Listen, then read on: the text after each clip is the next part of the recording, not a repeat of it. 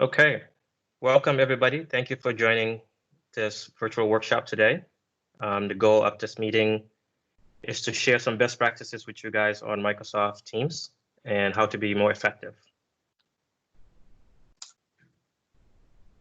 My name is Malik Khan. I'm the founder of PointClick Technologies. PointClick Technologies is a Microsoft partner for the past almost 20 years. We are a Microsoft Gold partner and a Tier 1 partner. And co-presenting with me today is our friend Tyler Walter with Microsoft. He's a learning specialist.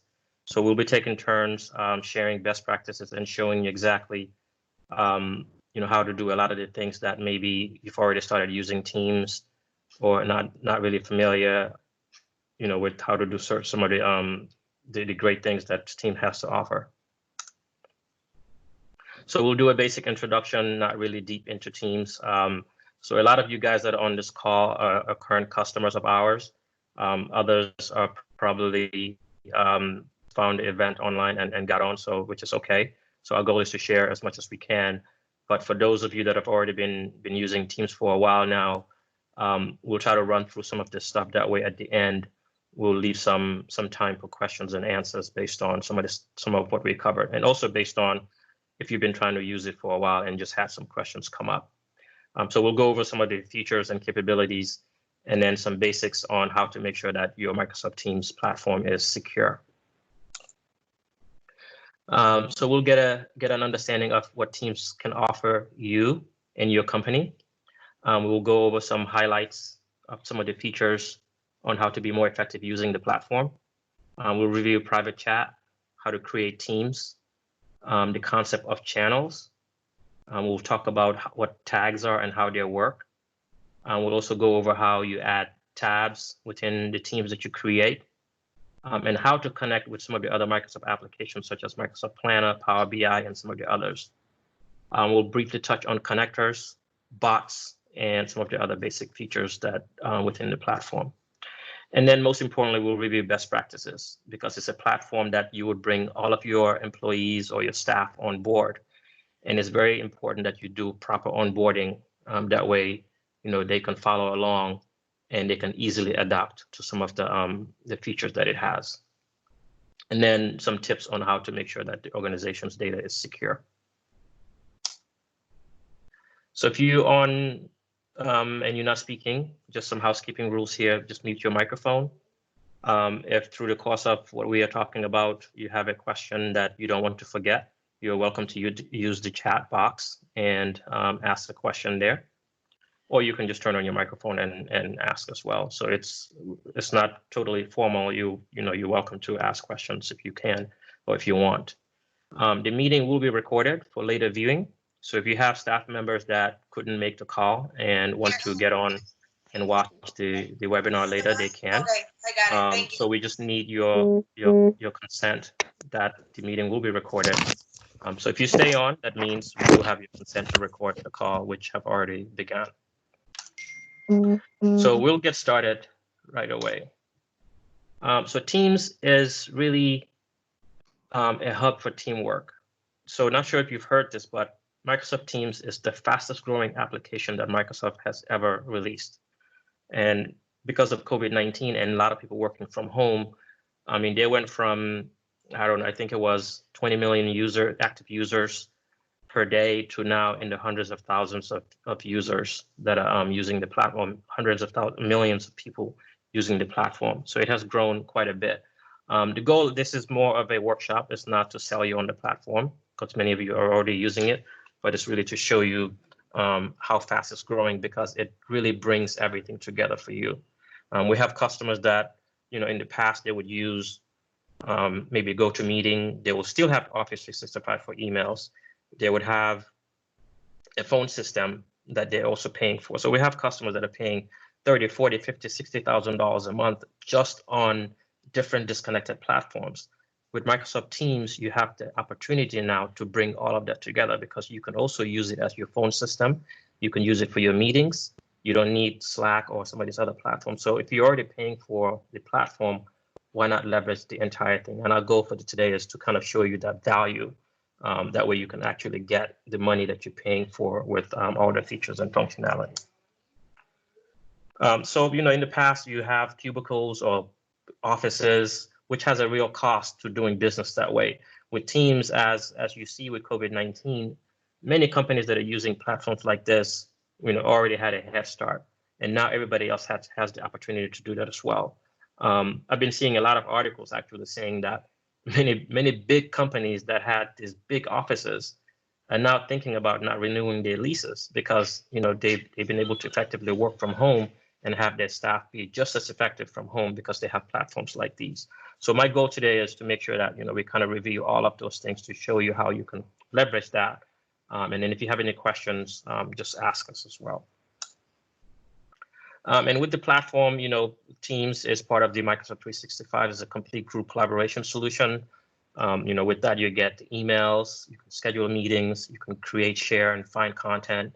You can call and do meetings, you can do chat, and then you can also do connecting your other divisions within your corporations if you're a big company.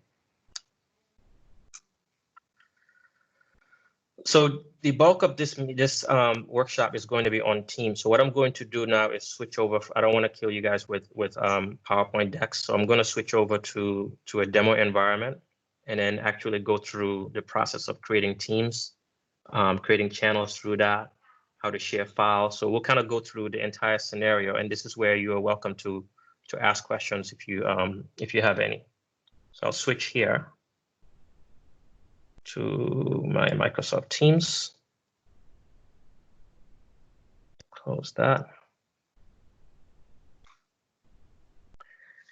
And when you first open Teams, you would see on your left pane here, this is where you would access the different features. And activity, think of activity as your inbox. Like today in your Outlook or your email program, you have your inbox. So activity, you would find anything that has anything to do with you. So if somebody tagged you or mentioned you in a chat, it'll show up here. If you're part of a group and somebody mentions you there, it'll show up here. If you're part of a channel that you turned on notifications for, and any activities go on within that channel, those will also feed into this activity. And then the next one down is your regular personal chats. So this is where you would have one-on-one chats with your team members. And then we'll go over some of these things later on to show you exactly some of the features and functionalities there. And then we have Teams. So this is where you would probably want to spend most of your time. And this is where, you think of Microsoft Teams as a platform.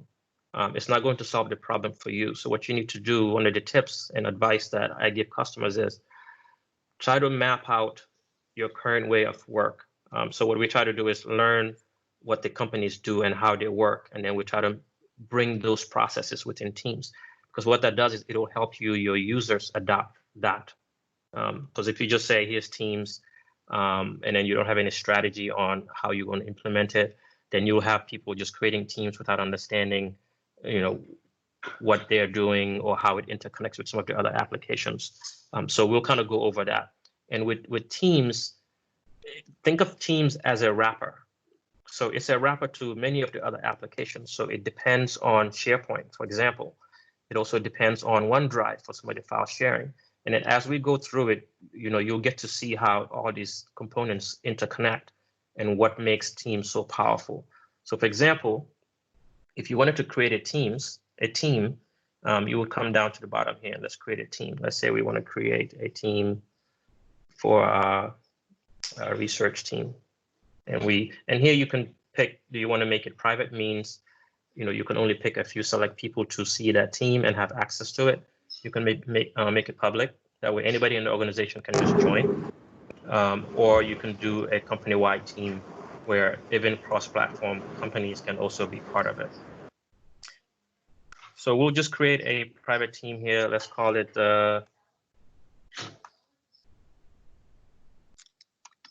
research and development team. And if you want to add a description, you can. That way, if you're a big company and you have a lot of teams going on, so you may want to put descriptions there so people would know what it is. We'll create that.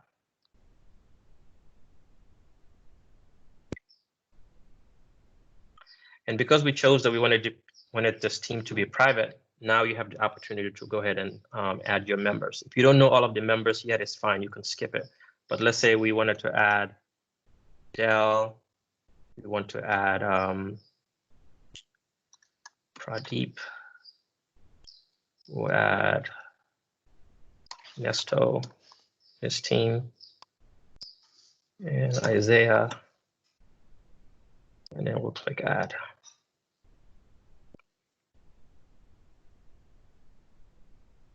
And then once you're done, you can just click next, or you click close, and that'll close the team.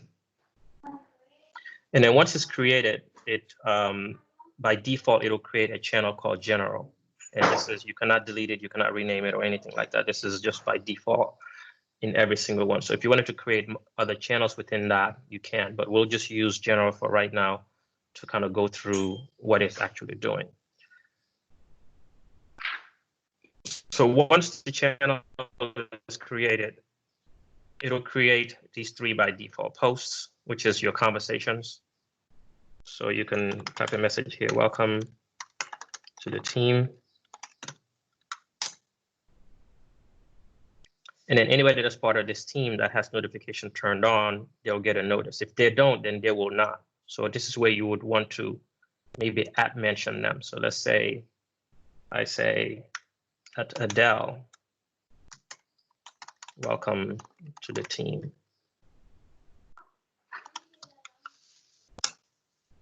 And then Adele will get a notification.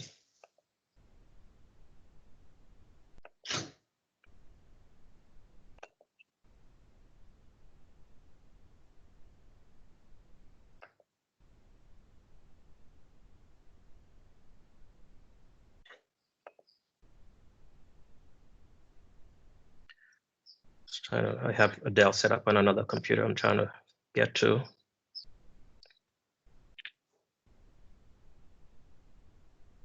Okay, so Nestor came in and made a comment there as well.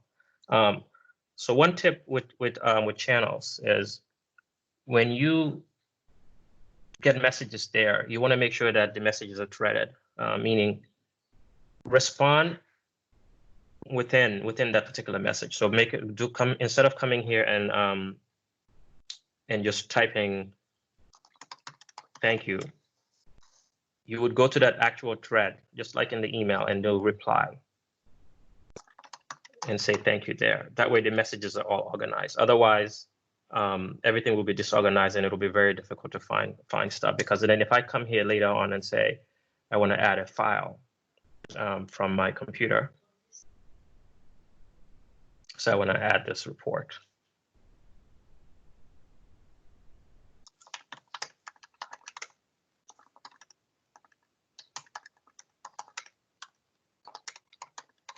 By noon, I want you to report that. So this is how you would interact and collaborate with your team members. And I'll show you one thing. Once you add this file, and then I click send, you notice when the channel and the team was created, it added a tab called files. So every file that you share within your teams and your channels, they'll all go into that particular channel's file system. So if I go to files, now you see that file. So now I can open this file.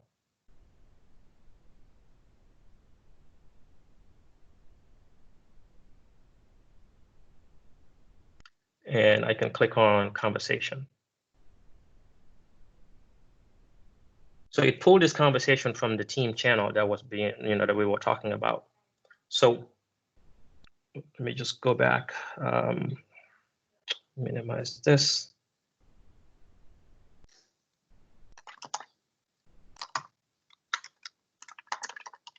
So you can say, thank you, I'm reviewing the file right now. And then it'll go back into that channel. And then within the file, you can make comments. Let's say, okay, last year, the 2019 numbers don't look right. I can highlight that cell and then put a comment there. Say, these numbers don't add up. Please double check. And then those you're collaborating with, if they were to open the same file, you'll be able to actually see them moving their mouse and cursor around the file, which is very powerful. So these are just some of the things that you know, you want to make sure that your channels are kind of created in a manner that matches your organization and some of your current departments. So if I close this document and I go back, you see, even though I made that conversation, that comment within the document, it brought it back here into Teams. And which is why it's very important you make sure you kind of keep all of your responses within the messages itself instead of creating new ones every time. Okay. So now we move on to files. What happened to these files when they are uploaded? So I mentioned earlier that think of Teams as a wrapper. So these files are actually sitting in SharePoint. And that's where it's being indexed and stored and version control and all those things are there. Now, Teams has some limitations in how much you can do with the file within within the Teams platform itself. So if you needed to do other things, let's say you wanted to upload more files or restore this to a previous version of the file, then if you look up here, you'll see Open in SharePoint. And if I can just do Open in SharePoint,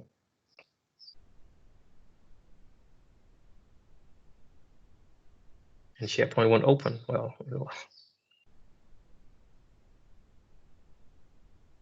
maybe I have SharePoint open already. Oh, actually, you know what? I forgot to do something. I wanted to ask the audience what stage they were in Microsoft Teams at the moment, so just will understand the audience on the call.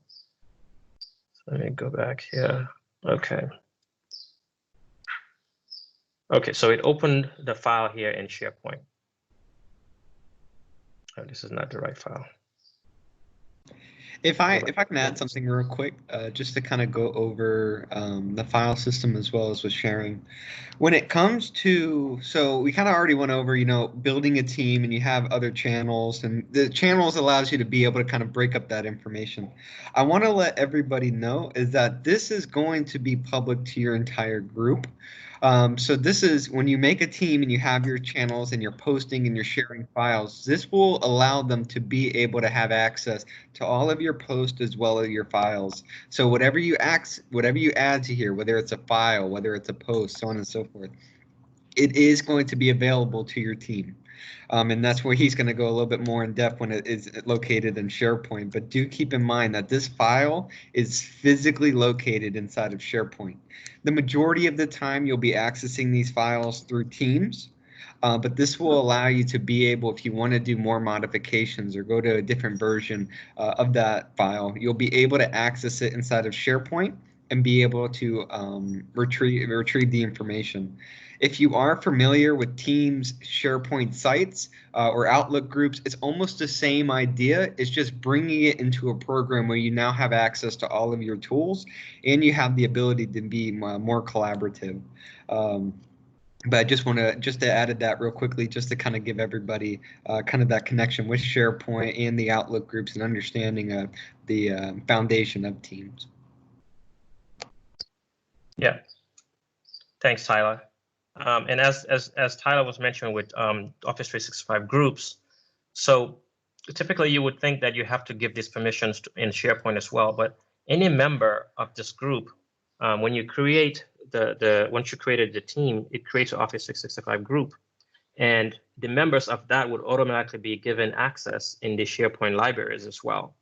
So again, it's bringing that integration to where you don't really have to do too much, or you don't have to put it in here and then call IT. Hey, can you add these people to the group? Everything is managed through, think of Teams also as a facility. It's facilitating the access that you need to all these different files.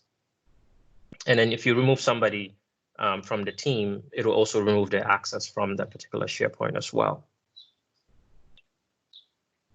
And I don't know why it's not opening when I click open SharePoint here. Go to, if you If you go to post, the 3 dots on the far right, top right, where it says Teams, see if it'll open up that way. Not sure. Yeah. Yeah, I don't know. Anyway. It is a demo actually, client, so it might be because of that. yeah. Well, actually, I have the web version open, so maybe it's just the Teams in there. Okay. But within the demo, and I'll just go in the let me see if I have it here. Let me refresh this so I can see the channel I just created.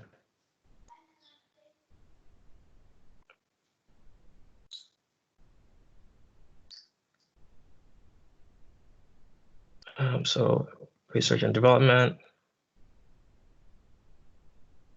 and files,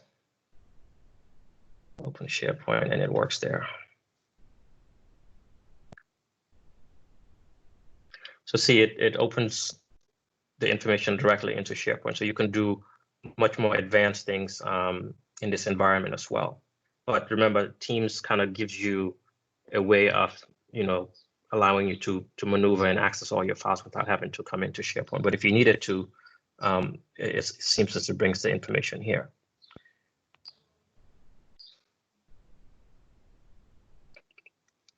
Sometimes people ask, well, if all of this stuff is being shared in SharePoint, which is all in the cloud and online, what if I'm traveling or I'm going somewhere and I need access to that file? I need to be able to work on it. So if you pay attention to the bar up here, you see this sync button. So what the sync button allows you to do is, if you have the OneDrive client installed on your computer, click sync.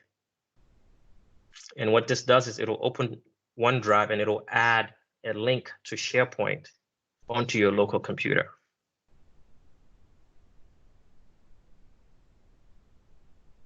Okay, so now I have access to that file on my computer, but there's a feature in Microsoft OneDrive called Files on Demand. And what that means is the file can be accessed on demand. So basically the file does not get synchronized to your local machine when you set this up, which is a good thing. Because let's say you have a SharePoint library with 1 terabyte of data.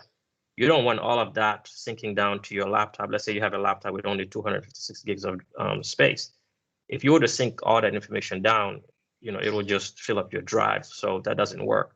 So Files on Demand allow you to be able to see all of that information while you're online, and then you can actually right-click on the particular file and say make available offline. So when you're traveling, you're on the airplane, you can open up that file, work on it. And then as soon as you get back in and connect online, it'll actually resync all the changes you made back into the cloud for you. So that's a question that many people ask about, using SharePoint and using OneDrive. I mean, using Microsoft Teams. You do have the capability to offline sync those files and then sync them again when you're done.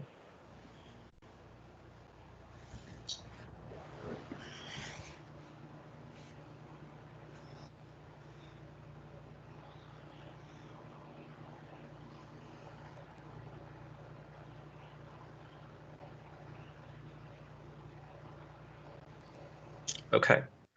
So now we'll talk about channels, okay? So let's say you wanted to create another channel here. Let's create a channel underneath this one. We'll call this one, let's say you wanted to do a project on plastic covers, just making up stuff.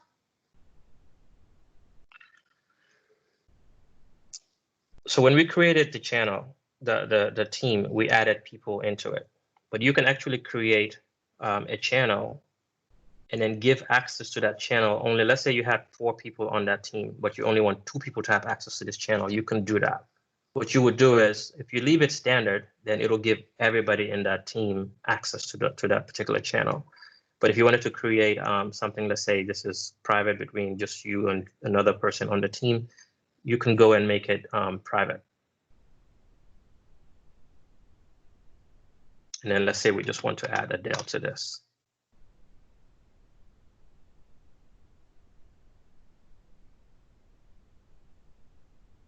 And then you can see that it puts a lock there, showing that there's a channel there that you can see, but it's limited to the people that are within that group. And then when you add the different channel, as you can see, it creates its own conversation tab. And then it also created another files tab for that. And then here now you can add additional tabs. So I'll go into one I created earlier here on the sales team. So this one, when it was created, it created a general, so you can do stuff there. We were able to add some files as well, the same that went into SharePoint. It also has a wiki, and the wiki you can use to take notes or create some sort of templates for agendas or whatever you want. You can use the wiki to kind of build some documentation for your team. So in this one here, we added the planner tab. So where it says team tasks. So, and to do that, you just click on this plus sign.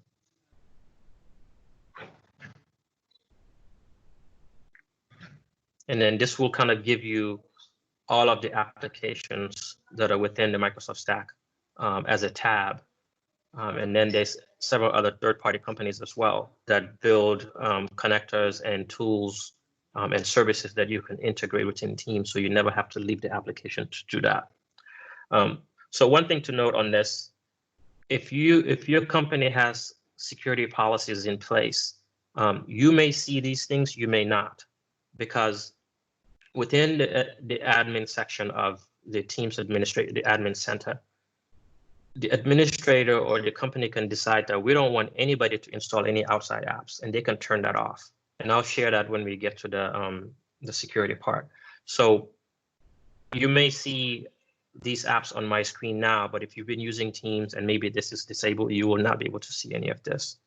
So just keep that in mind. Or if you're looking at this workshop and then wondering, I don't want people just installing third-party apps, you can turn them off. So it's not it's not there for everybody to be able to do that. So if you have policies in place against installing anything, these can be deactivated. So I added Planner earlier in here. So we have team tasks. And I'm not sure how many of you are familiar with Planner, which actually the name is going to be changing soon to task. Tyler, I don't know if you guys leverage Planner a lot. If you wanted, if you have some insight on it, if you want to jump in here, you can. Yeah. Or I can go through. But yeah, go ahead. So with Planner, this allows you to actually be able, it's more of like a managing your team. So this is really good for managers as well as leads for being able to get tasks done throughout your team. So let's say if you wanted to actually go ahead and create a task, it's pretty simple. As you'll see, you have the ability, you can simply go ahead and create that task. Once you add a task, it will allow you to be able to name the task, set due date, and assign. And these are just quick settings that you can have to be able to then go ahead and create the task, whether it's get report done, finishing up scheduling, so on and so forth, or create client in CRM. You also have the ability to assign specific people, and this will send them an Outlook email, as well as they'll be able to also get a notification inside a Planner that they have a task that needs to get completed. Once you add that task, you'll see at the bottom it'll say create clients in COM, and this CRM. Yeah, I was thinking CRM, but I was like, all right. But this allows you to have more customization with buckets for being able to name different, to put your tasks in different buckets. You can set the progress, priority, notes, so on and so forth. And it's a really good tool for being able to completely customize what your team needs to get done and what you need to get completed inside of your team. Do keep in mind that this is going to be the pretty much like the organizer side. So if you're the manager or if you're the lead giving out tasks, so on and so forth, you will see this view. But if you are the employee, you will just see what you need to do if it's in progress and you're completed. So do keep in mind that if you are assigning tasks, this is going to be more for people that are assigning them, the managers, the higher ups, so on and so forth. But the people that are receiving this task, and when they go inside a Planner, they'll be able to see exactly what needs to get done and exactly what they need to accomplish. Yep. Great. Thanks.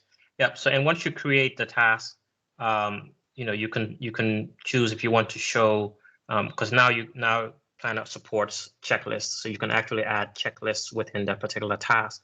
That way, the person being assigned the task, they know exactly the steps they need to take. Another thing to note is that you can create Planner templates now. So you can create, let's say, you're onboarding new customers, or you're doing a project for a new client, or whatever it is, and those particular tasks are all repetitive.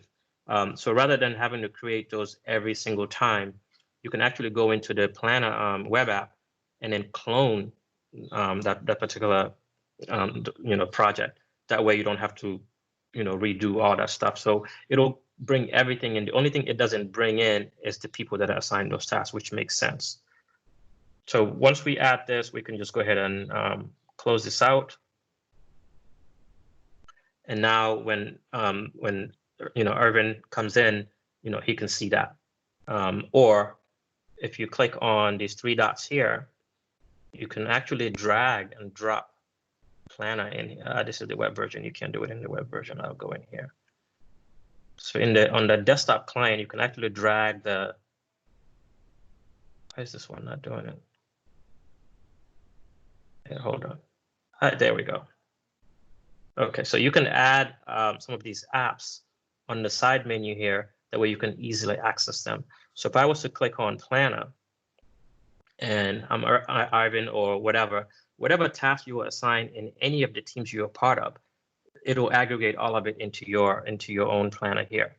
So here you can see, the tasks that you have, so it'll just filter everything so you're not seeing other people's things.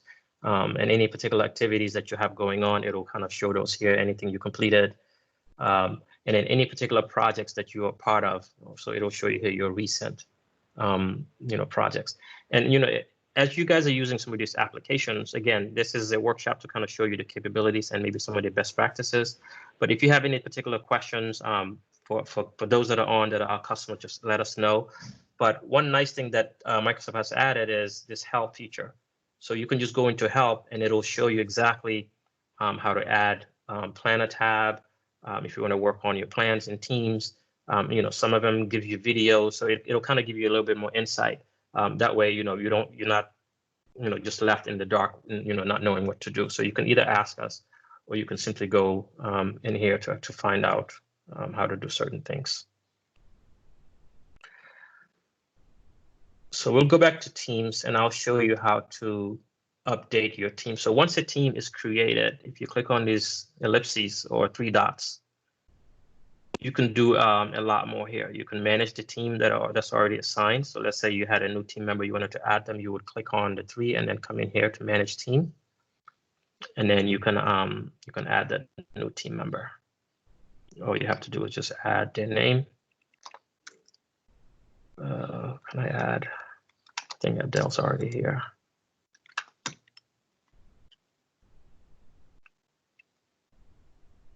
He was already a member.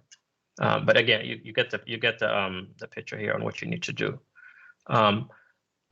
People in your organization, they can also request access to particular teams if they're not already a member.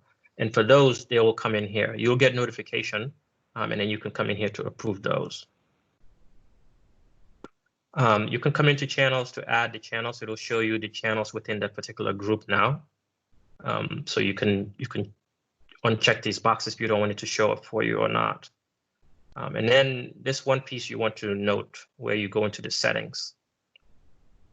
If you want to make your team stand out, you can add, let's say, it was a project for a company like IBM, or for whatever thing you're doing.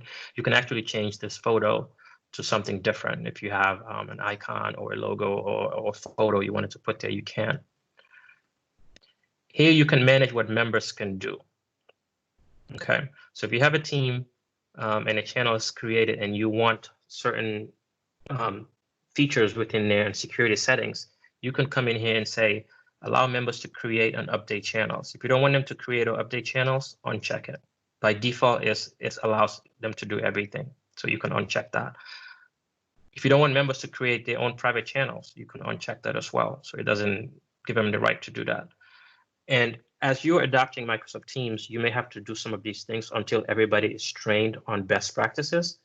Otherwise, you'll create teams and then you'll end up with a bunch of channels that doesn't make sense, or you'll have duplicate channels, or just a lot of things that are going on that you you have no control over. So, if you wanted to control the channels and the way things are organized, as soon as you create your teams, go into the settings and then start, updating the permissions on what you want your members to be able to do or not.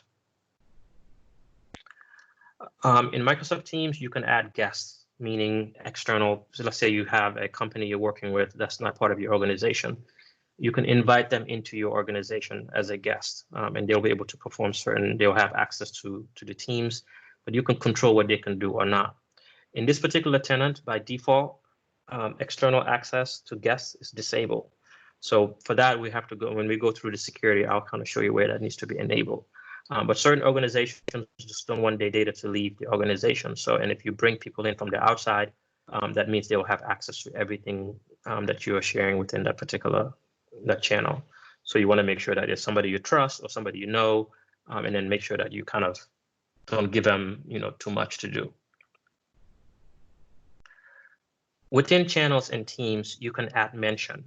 So what that means is, if you were sending a message in a team, you can add mention, instead of mentioning just 1 or 2 people. Let's say the team had 30 people in it, and then instead of at mentioning each one of them, you can just put at team, and then it'll notify all of them. You can turn that feature off if you don't want people to do that. You can do the same thing at a channel level. You can say, hey, we're going out for lunch later on, who wants to join? And then they can just say at channel, and then everybody that's part of that channel will be notified. If you don't want that capability to be available for your members, you want to turn that off here. Team code. If you are a big company and then you have a lot of teams, sometimes if you want certain people to join your team, it can be difficult for them to find the teams because there'll be a bunch of teams for them to select. You can just generate a code and then give them. And then what they can do is, I'll show you later how you can actually, when you go into, you can just join an existing team instead of trying to, bounce around and look for them. So this is where you would come to do that. Fun stuff. So within Teams, you can add emojis, you can add Giphies, all kinds of stuff. If you don't want those types of things to be shared within a particular channel, let's say it's HR or some legal stuff, and then you don't want people to put smiley faces, or you can turn that off. That way, none of that stuff is shown. Tags. So on the agenda, I spoke that we were going to talk about tags. So what tags does, let's say you have a team of 30 people in a particular team, but then you have a group of 5 people that are working on something unique within that team. You can create a tag for them. So let's say that team is called the Go-Getters, or that's the first thing that came to my mind, but Go-Getters, or I don't know, whatever name you decide. So you can create a tag within that particular channel. That way, if you wanted to add mention those 5 people, you can just add mention the tag, and then all 5 people will be notified. And then to do that, you just go into the channel, go to manage channel. Actually, hold on. You go to manage tags, and then we want to create a tag. So let's say we want to call this, Go-Getters. Now I want to add Dell and Pradeep to that.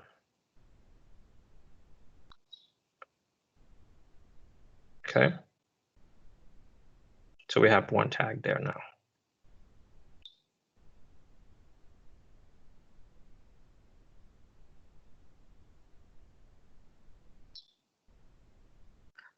So now I can say at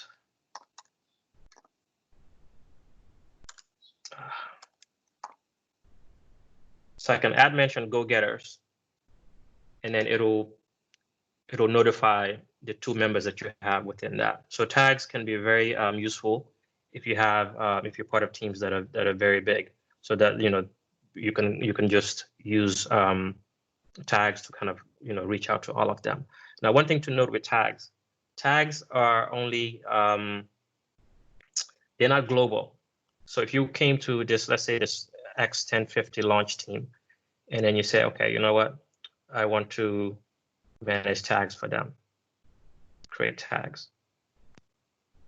So you don't see the tag we just created. So the tags are team specific. They're not global. So that, meaning you have to create tags at the team level for each team, and they're all unique. So if you wanted to create go-getters here as well, you can.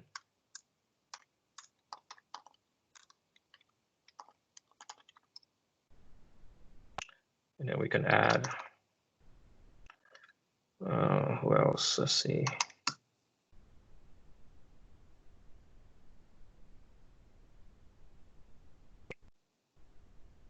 And see, so there's no conflict. So you can have tags with the same name, and it won't conflict with the other one if it already exists, because they're all independent, because of the teams are unique. Okay.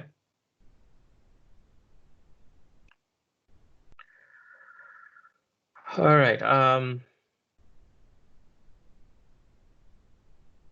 If you want to leave a team, you can just leave the team. You go, any setting that you want to do within the teams that you're a part of, you just go into the ellipsis or the three dots, and then you can perform additional things there. So if you wanted to leave the team, you can. If you wanted to get a link to the team so you can share with somebody else, you can do that. You just click on get link and then copy it and go to chat and say, check out this team, like that. So that's a private chat that you just send to one of your members. Let me go back to Teams. And earlier we touched on messaging within your conversations here. So if let's say we want to create a new message. If you click on this editor here, it'll expand it and it'll give you more capabilities on features and functionality that you can do. Tyler, do you? I'm not sure if you guys leverage this piece quite a bit, but if you wanted to jump in here to talk about the additional ways of customizing these and doing adding importance and all those things. So I'll give you the floor to talk about. Yeah, so we also call this like the conversation editor, and the main reason why we have this is because we have the ability to now go ahead and have more customizable fonts, as well as bold, italicized, so on and so forth, as listed above. This allows us to be able to format our text in the email format, but we also have a few more settings that we have. If you go to the top a little bit, you'll see that we have new conversations, but you can also do what's called an announcement. And an announcement will allow you to be able to actually have a headline. So let's say if we have a new meeting, or if we have a new event coming up, or a free lunch or a pizza party, you have the ability to then go ahead and put that in there as well. You also can do everyone can reply. If you click on that drop down, you'll see that you have the ability then to also restrict replies. And then lastly, let's say if you have this, let's say, for example, we have free lunch in the break room, you have the ability to actually send this to all the channels and let everybody know. And all you would do is just, select channel, and you'd have the ability to then go ahead and select each channel that is able to join. You also have the ability, once you update it and you get everything, again, you have the ability to customize your text. So you'll see bold, italicized, underlined, so on and so forth. We also have important. So if it's an important message, you'll see with the little exclamation mark at the far right, you have the ability to have that as well. And if you go to the three little dots, you can also undo and repeat typing as well. So if you mess up and you want to, or if you've accidentally deleted something, you have the ability to then go back. This conversation editor, you'll see this throughout Teams. This is in meetings. This is in posts. This is in chat. You'll see this conversation editor quite frequently inside of Teams. And it's the same conversation editor, even if you're in posts, Teams, so on and so forth. You also see at the bottom here, you'll see the little A, which will allow you to be able to format your text, which will bring up all these features that have available to us. We also have where you can do little emojis and GIFs and all different types of stuff at the bottom to be able to do that as well.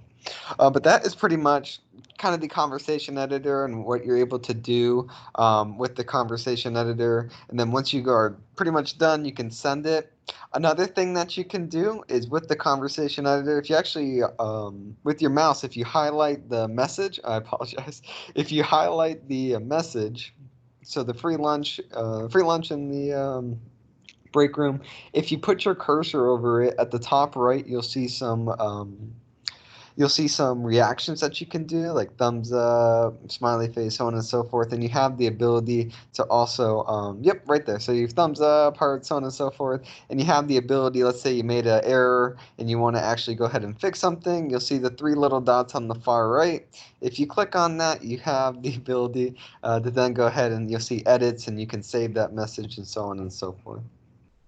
Yep, right there, which you can edit, delete, and save, so on and so forth. Yeah. So as you can see, I mean, you can do so much.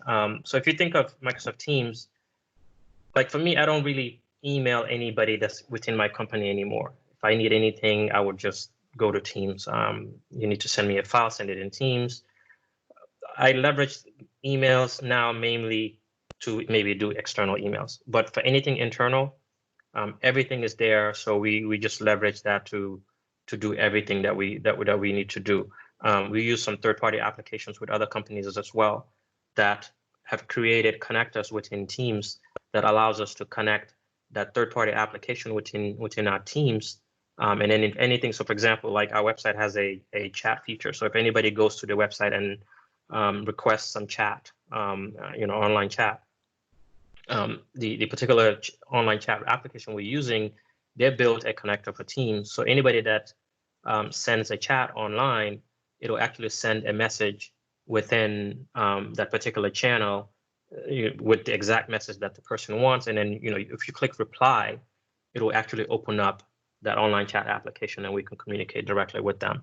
We have other third-party tools such as monitoring tools that we use that also have connectors for Microsoft Teams. So now if anything goes wrong with a customer system or something isn't working, instead of it sending us emails, it'll now send the message directly into Teams with the system, the outage, or whatever is going on. So we have all of that stuff.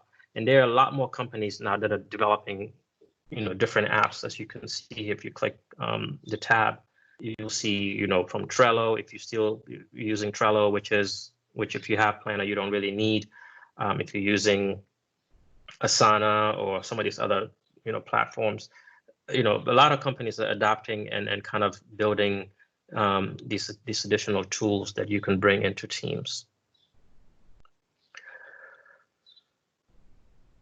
Let's see what else we can learn about Teams here.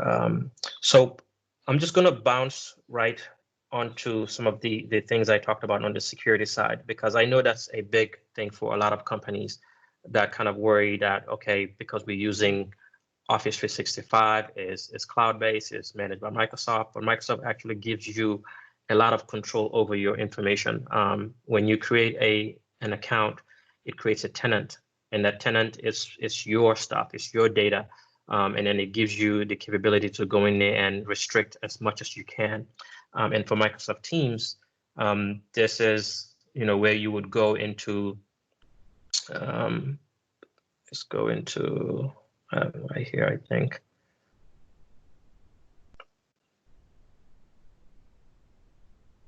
And like I said earlier, we're going to have an in-depth session, probably in 2 weeks, that'll just cover security alone, because there's some really neat things that you can do. So, for example, let's say you're chatting with somebody, or you're chatting in a group or in a team, and then somebody asks you for a credit card.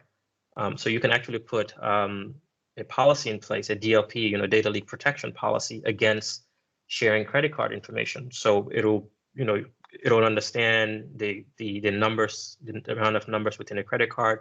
the expiration dates. So if you try to share that information, it'll kick it out. It won't even send. And it has some pre-existing policies within Teams or within Microsoft 365 that you can block, let's say, bank accounts. So you can say US bank accounts. And if you're using this in a different region other than the US, as long as you understand what the banking system or the way the account numbers work in your particular region, you can create a custom policy to block those things. That way the information doesn't leak out. So let's say you have a company credit card and somebody's trying to share it with somebody outside, that information will not go. You can put a policy in place to actually prevent people from, as you can see,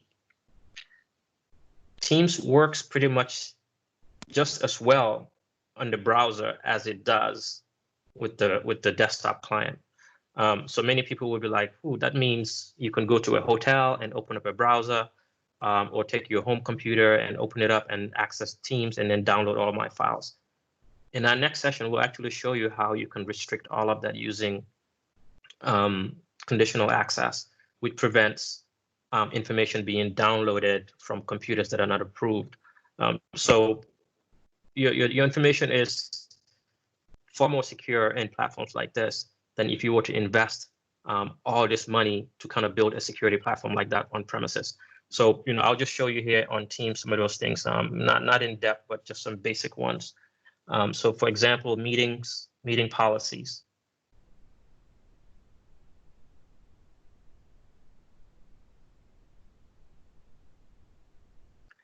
And you can create multiple policies. This is more for the admin guys, but as end users, if this is something that maybe you thought about, you can bring it up to your admin, your company. Even if it's us, you can say, "Hey, you touched on this.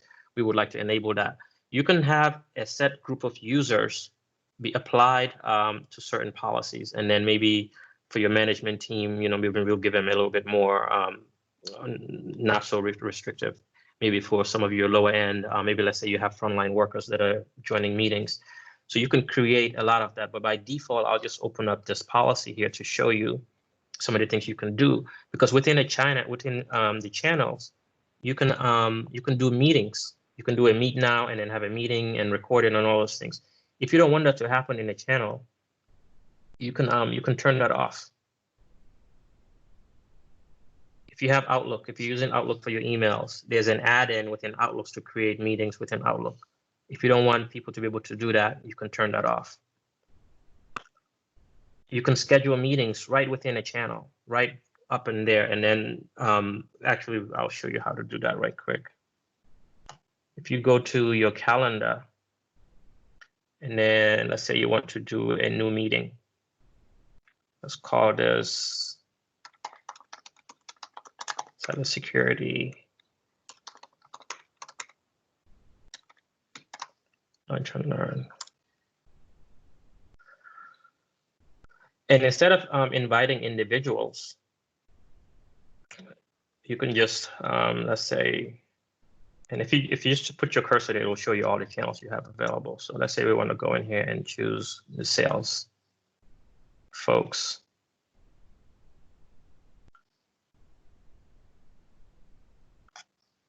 If you go back to Teams, go back to your sales, you'll see that meeting right there. So I can open that up and join right then and there. The policy that I was just showing you allows you to disable that. Okay.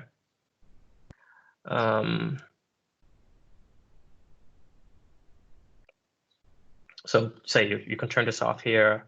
Again, depending on your company's security policies, we can map those in these settings here to make sure that you're meeting the same requirements. If you don't want people to record calls, meetings, you can disable it. If you don't want to allow video during your meetings, you can turn that off. Content sharing. So content sharing for many companies, they're very nervous about people just sharing their screen with everybody so they can see the stuff they're working on. So if you don't want to do that, you can actually just select that. I want you to only be able to share single applications. So those are your regular applications, maybe a PDF document or Microsoft Word or a PowerPoint presentation. But if you want to disable it completely, you can. You can say you can have meetings, but you can't share nothing on your screen. And you can make these policies apply to only a certain set of group of people within your organization. If you wanted to disable only PowerPoint sharing, you can turn that off. Whiteboard, again, you can get participants and guests. You can disable, allow. Many of you, when you were joining, we have to let you in. So we can say we want to admit people that are coming in, or we can just say, we'll just let everybody in. Everybody can just join.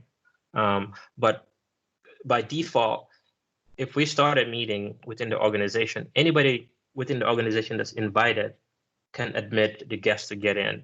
It doesn't have to be the person that organized the meeting. So that's what this does. Everybody in the organization can allow others to get in. The other one is, this is just on meetings. There's also some org-wide settings that you can set. External access for those that are very security focused and paranoid about the information. You do have the capability to add other people.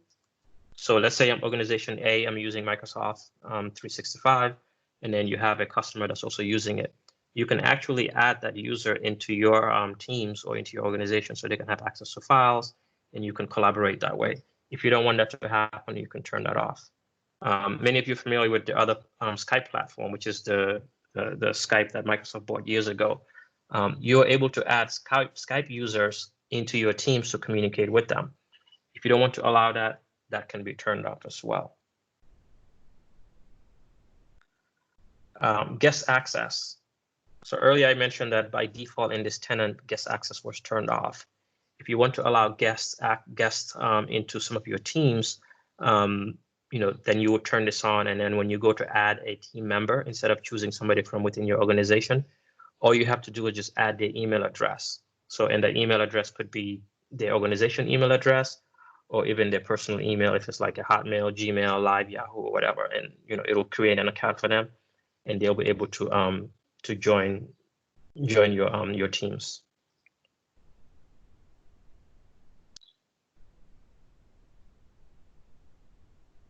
This is the last one I wanted to touch on, tagging. So earlier I created those tags. You can actually turn off who can create tags, because by default, only team owners can create tags. If you want all members of the particular team to be able to create tags, talk to your admin, and then they can come in here and say, I want team owners and members to be able to create those tags. Or you can just leave it as team owners only. Or if you don't want anybody to create any tags at all, you can disable it. So you can see how powerful the entire platform is, but then also how much control you're being given to make sure that you control the information and how people access your data, because it is yours. Just because it's on the Microsoft cloud doesn't mean that they're in there snooping around and all these things. That is not the case at all. That many people bring up. So just wanted to make sure that I kind of show you some of these. These are more for when we have the admin session on how to effectively manage teams for administrators. Then we'll go over those. But these are just certain settings that you will have people on the call, some of our customers, executives that make decisions. Some are very paranoid about security. So I wanted to make sure that I kind of cover some of this stuff. I know it's 1 hour. It's supposed to be a 1 hour workshop. I think we've covered the majority of the things. I think the only things I haven't touched on is bots. But I'll show you what bots are really quick. Bots are, basically automated technology that you would build using several different tools. And for example, within Teams, they have this bot called a Who bot. Let me see if I go into chat, and actually I think you have to do it through Teams.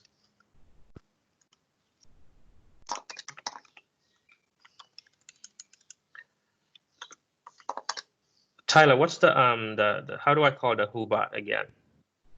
The Who bot. Or is it something I can't? I have it on my my regular Teams, not in this demo environment. Yeah, I was about to say, I don't know if you can do it in the demo. It's right here. Yeah, I see. It's right here. So Okay. I just need to add it. So I love the WhoBot because it's very nice if you are working for a big company and let's say you've been put on a project and then now you're able to see all the members of that project.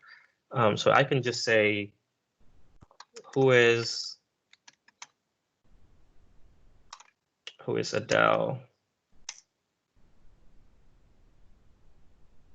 I have to allow this first.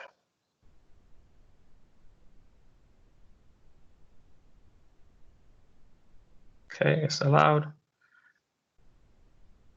So this bot here comes by default with Teams.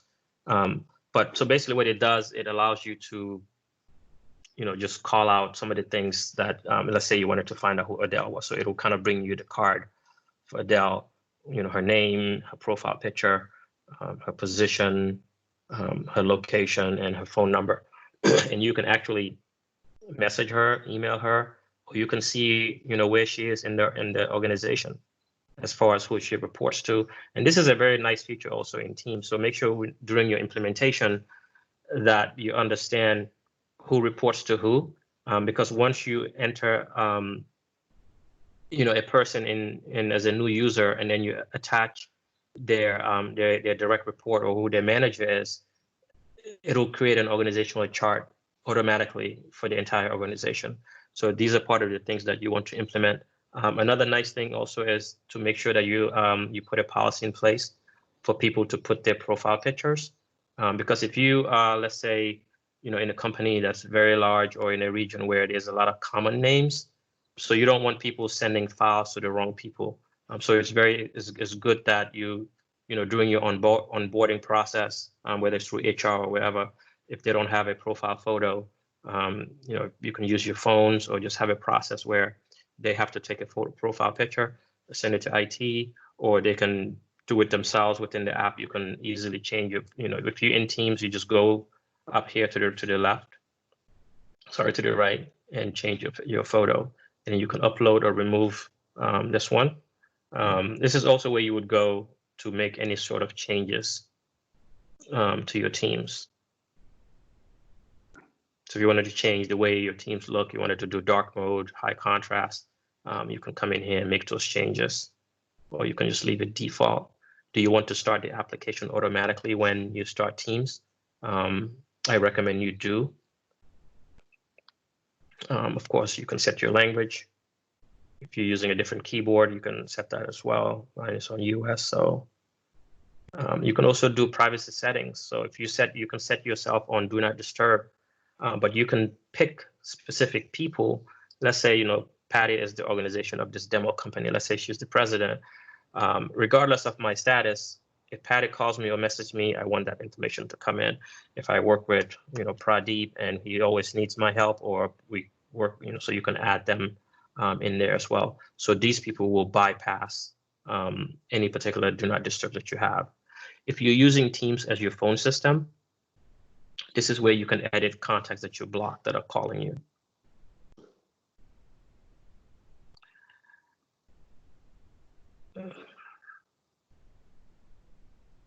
Read receipts.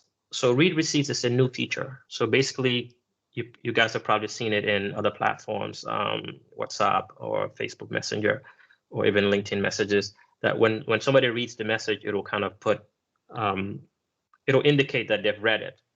So you have the opportunity to change that here. You can turn it off, but if you turn it off, that means you will not be able to see that person's read receipt. But at the organization level, where we just came, I showed you, this can actually be enforced. So an organization can say, I don't want my users to turn that off. I want to see when they read my message. So they can ask IT to turn that off, so you can't turn it off here. So that means if you read a message, you can't say, I didn't see the message. So they can enforce that. Your notifications on Teams, again, once you start using the platform a lot, you will get a lot of notifications if you have a lot of them turned on. And if you're getting a lot of projects or a lot of messages, it can become cumbersome. So here you can kind of customize the way you want that to happen. Your devices, this is for your particular, your microphone, your video, and all those things. So if you want to change that, you can do that here as well.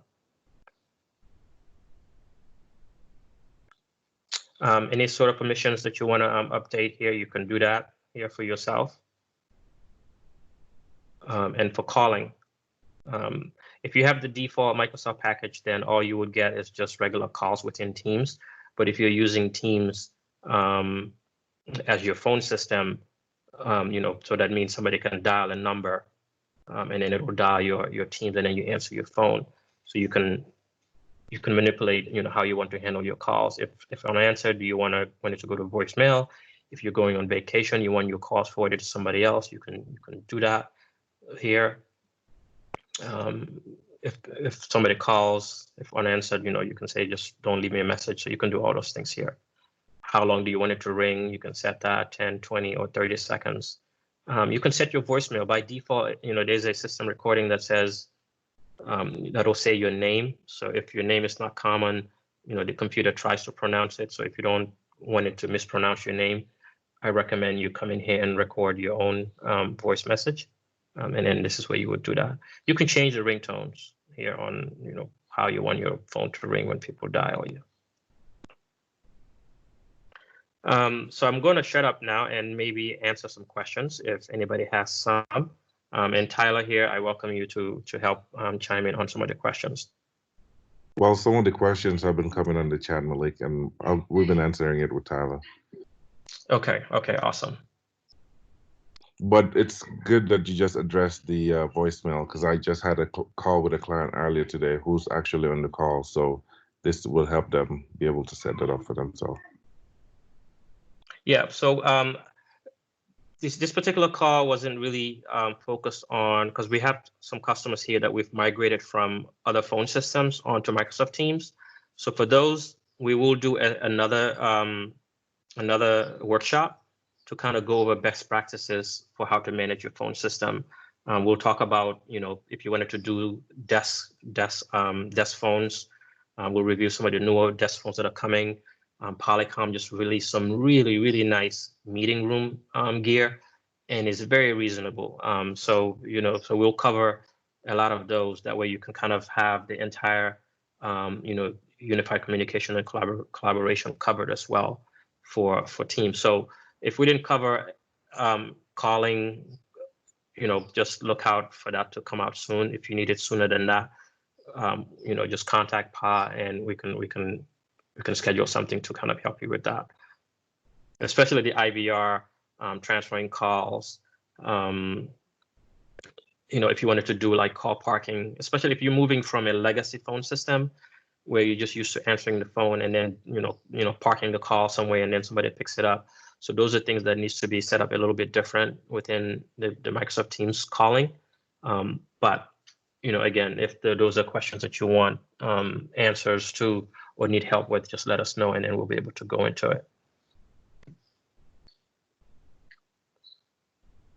I think maybe there's one thing I didn't on the private chat. So this is the private chat window where you are, chatting directly with somebody, or you can create a group chat with. So like I created this one before. So if you wanted to add, so this one has 5 people in it.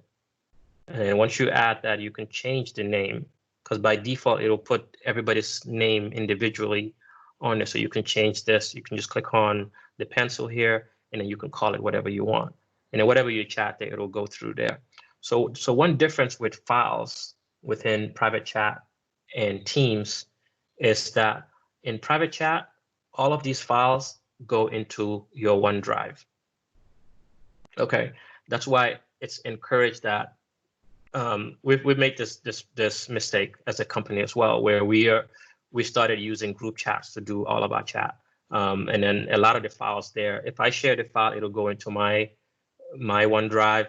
So if for some reason I'm not around or I delete those files, then other people won't be able to access those files anymore, because these are being put into your own personal OneDrive, and I'll show you where that goes.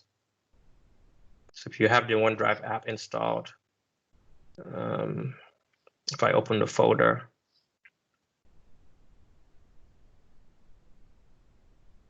so So these were the teams that I did the sync on. So as you can see, it brought those in, but these are not actually sitting on my computer. They are files on demand. So if I wanted to sync this locally, I would right click on it and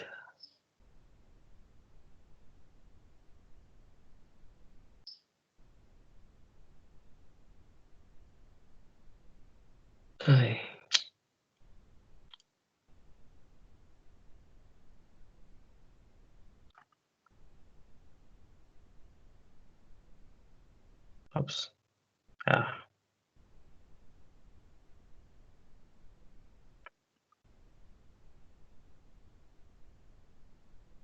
Sorry guys, this is we just set up this profile on this computer for the demo.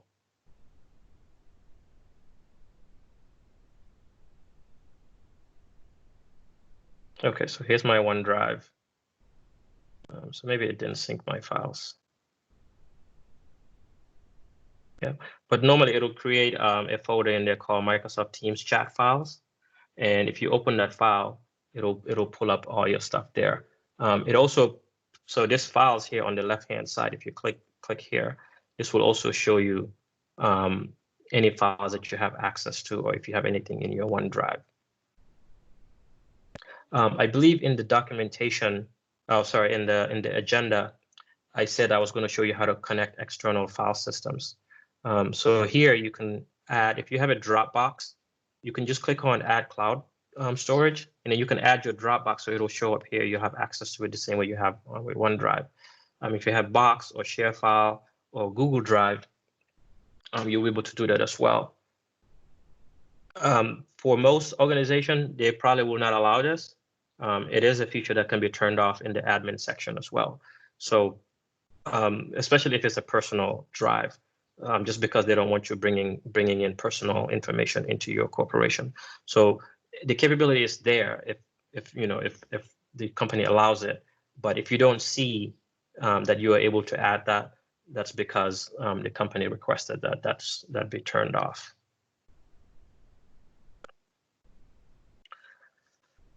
All right, anything else?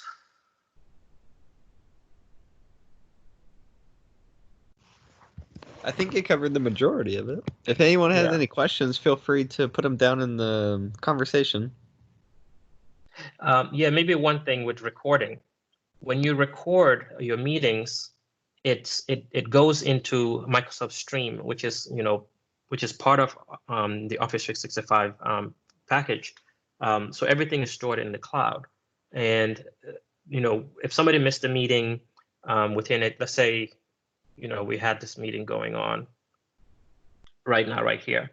So once the meeting is done, it'll process the entire recording, and then it'll make it available right within the chat. So even if you missed this meeting, or you started it 10 minutes later, and then an emergency came, you had to leave, you can come back into Teams and still access that meeting recording and be able to play it over again. By default, you cannot share that outside the company, but you can change some settings within the admin center in SharePoint and on the OneDrive side to allow people to be able to access your meetings. Otherwise, you have to take it somewhere else. You have to download it and then maybe upload it onto YouTube or something like that. But by default, only people within the organization and those that were part of the meeting can watch the recordings. And Stream is free. It's part of whatever package you have. Even the lowest, the lowest, the Microsoft. But is it the Microsoft? Because they changed the names. It used to be Office 365 Essentials, but now it's called Microsoft 365 Business Basic. The same things, but just a different name because they're trying to transition into the Microsoft 365 name.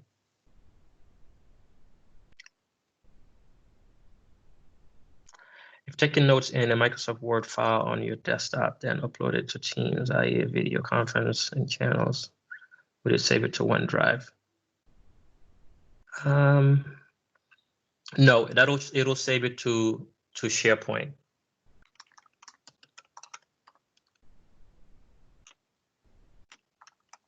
Yeah. Remember, anything that's uploaded to any of the teams, that information goes into SharePoint.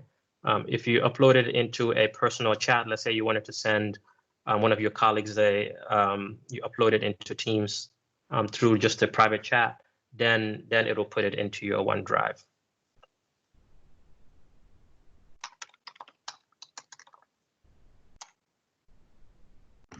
I think the best practice for her would be to actually open up Microsoft Word inside her Teams, doing it that way.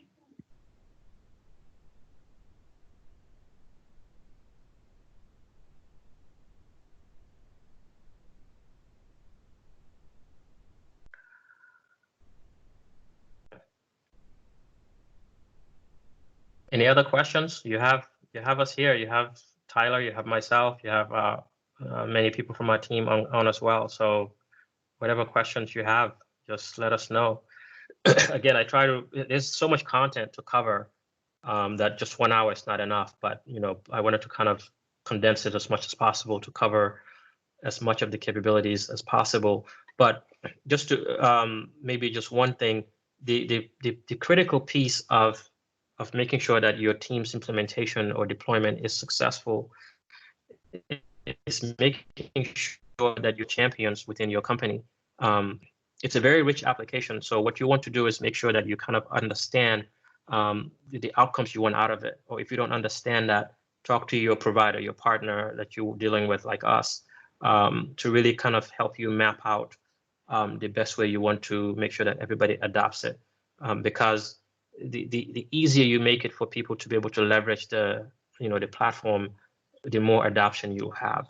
And as you are going along within the Microsoft Admin Center, there are actually reports that we can print out to show how many of your users are actually leveraging each piece of the technology that you have. So if you go through training, you invest a lot and people are still not using it, you can run that report, let's say, 30, 60, 90 days to see how people are using it. And then you can go back and really find out, where are some of the limitations. So just having a good plan and strategy, it's really key. Like I said earlier, it's just a platform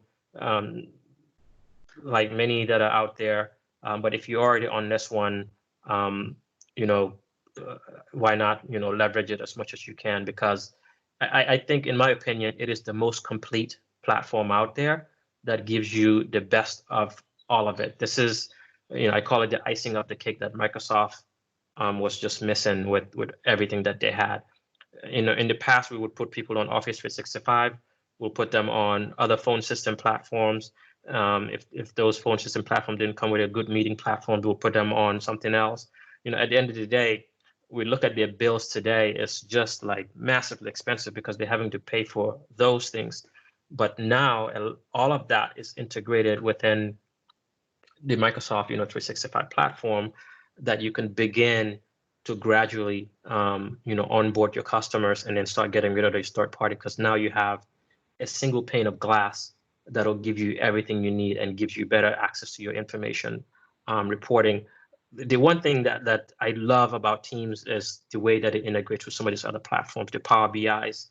I didn't create a Power BI dev test to show you, but if you're building reports, especially finance, you can slice and dice and dig deep into your reports right within Teams, because that integration is that good.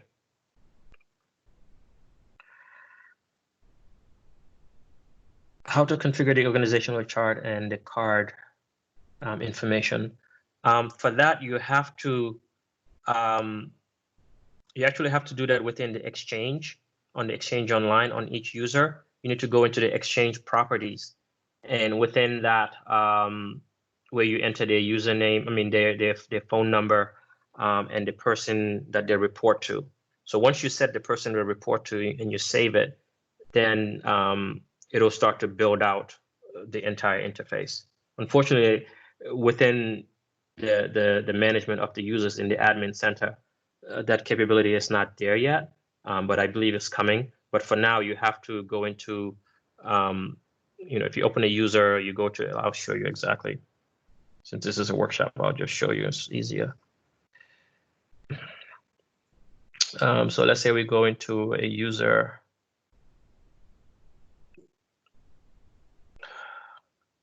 permissions keeps timing out. Let's say we're going to Alex's user account here. Oh, Patty. Patty won't have it, so let me, because she's the president.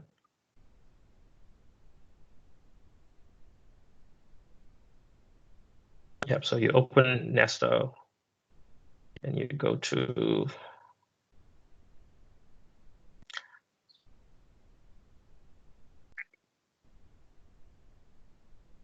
so if you go under the mail tab and then where it says edit exchange properties, you click that.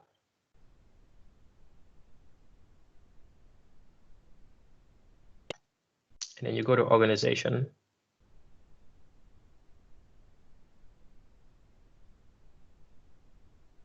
And then, you enter their title, their department. If you want to put the company name, you can.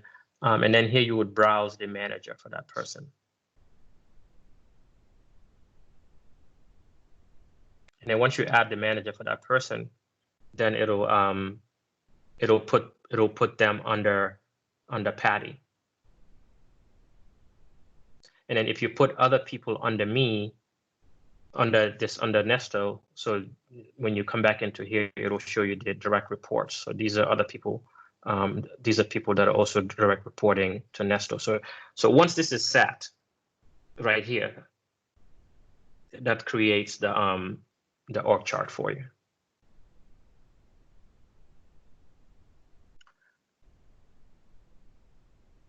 What's the other question?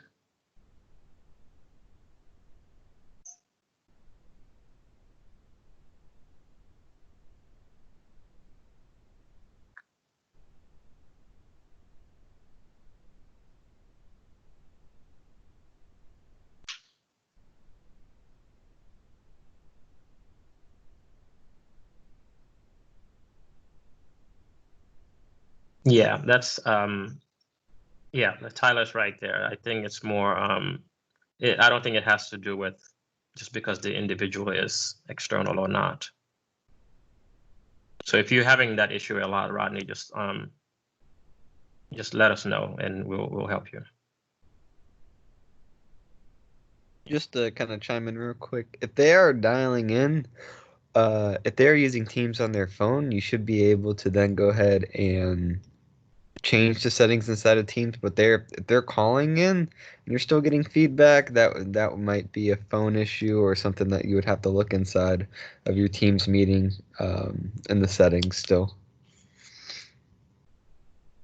Yeah. And for those that have maybe the lower version, the lower plan of Microsoft 365, let's say the Business Basic or Essentials, if you go to add a meeting, you'll notice that the only thing that you get is just a link to join the Teams meeting online. You don't get any dialing capabilities. That's because the dialing capabilities isn't part of that plan. It actually isn't part of many of the plans except for maybe E5. So it's an add-on. So you can either add the audio conferencing license, and then that'll give you that capability. So if you want people to be able to dial in, then you would have to at least get that for, if you want every user to have, when they create meetings, to have a dial-in number, then you'll have to buy the audio conferencing license for each person, or you can just have one person get it. You pay for that one person, and then if you need somebody to do a call to come in, you can ask that person to set up the meeting for you. That's a good way to cut costs, but then you have to contact that person every time to send a message out for you. And if you're using it for calls, you can create. Let me go back to the web version. That one has.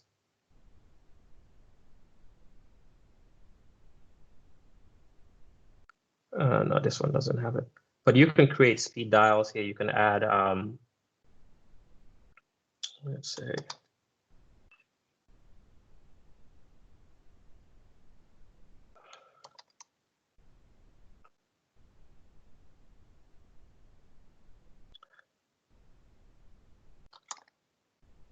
There's no Michelle.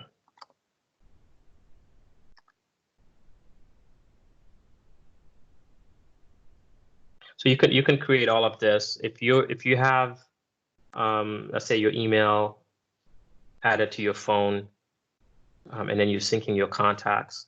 All those contacts on your phone will actually sync into Teams. So if you're using Teams for calling, you'll have access directly from Teams to call those contacts, and then you have the history of all your calls within here. Voicemails, you can do voicemails, and they are transcribed as well. Transcription can be turned off if those are not wanted by the admins or the organization. But it's nice if somebody leaves you a message, and then you haven't had a chance to listen to it yet, it'll actually email you the voicemail and the transcription. Now, if it's somebody that spoke clearly, then it does a good job of transcribing that. But if the person didn't speak clearly, then sometimes the transcription, I love reading those because it's very funny the way it transcribes it. But those are all capabilities that are already built in. You get that either way, whether you have people dialing into a phone number or not. If your colleague leaves you a voice message, you can actually see, it'll email you the voicemail and it'll also transcribe it. But if you have Microsoft Teams as your phone system, then you would normally see a dial pad here, and then it'll display your phone number right here on the top, and then you can leverage it as your landline for anything that you need, and you don't have to give people out your cell phone numbers or anything like that. So those are some of the things that you would get if you were to use the same platform. And again, the integration of having your files, your chats, your teams, your calling, your meetings, everything in one place. I mean, it's just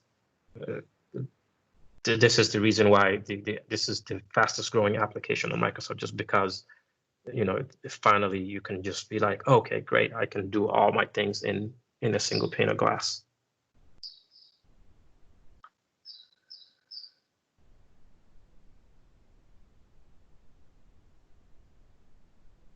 Any other questions?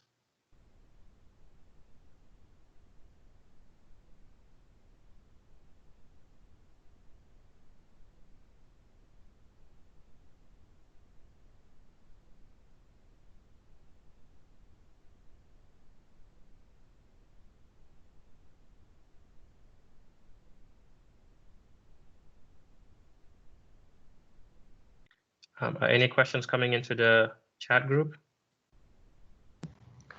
As of right now, I believe we've answered all of them.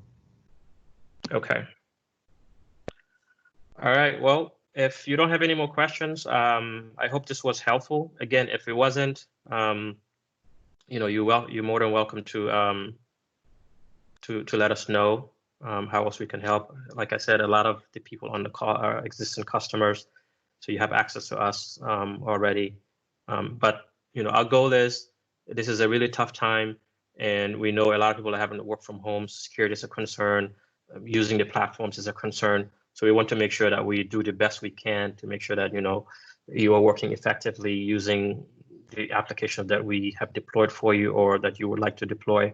So anything that we can do to help. So this is just one way, but we have more coming to kind of because I think this work from home thing, I don't think it's going to go away. I think it's great. We've always believed in it. We've always pushed all of our customers to drive towards that direction, but it has to be easy to use. It has to be accessible. And most importantly, it has to be secure, making sure that, people are not, abusing your system, downloading all of your files. And just because you're home doesn't mean, mischief and cannibalizing the company's information. We have to be responsible. Some people know how to be, some people don't. Our goal is to bridge that gap and guide you, hold your hands, and show you exactly how to keep the things safe. That way, at the end of the day, you thrive as a company, and then we hope we continue to thrive as your service provider as well. So with that said, I thank you all for your time. I know it took longer than we anticipated, but I hope we were able to answer your questions. and be on the lookout for the next ones. And if you want to cover any particular specific topics, let us know. This was actually inspired by one of our customers that's on this call, Sigma. When you had that new person start, I was like, we need to do these for everybody else. We have the security thing is also, like I said, that one will come in 2 weeks. We will go into the nitty-gritty. So if you have any questions on that, get them ready.